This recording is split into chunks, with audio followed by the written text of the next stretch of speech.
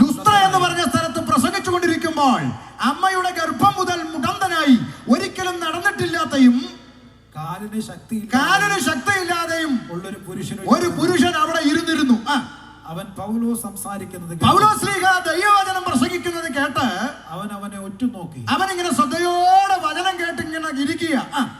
സൗഖ്യം പ്രാപിക്കുവാൻ വിശ്വാസമുണ്ട് എന്ന് കണ്ടിട്ട് ദൈവദാസന്മാരും ദൈവമക്കളും പ്രത്യേകം ശ്രദ്ധിക്കണം ഈ ഭാഗം.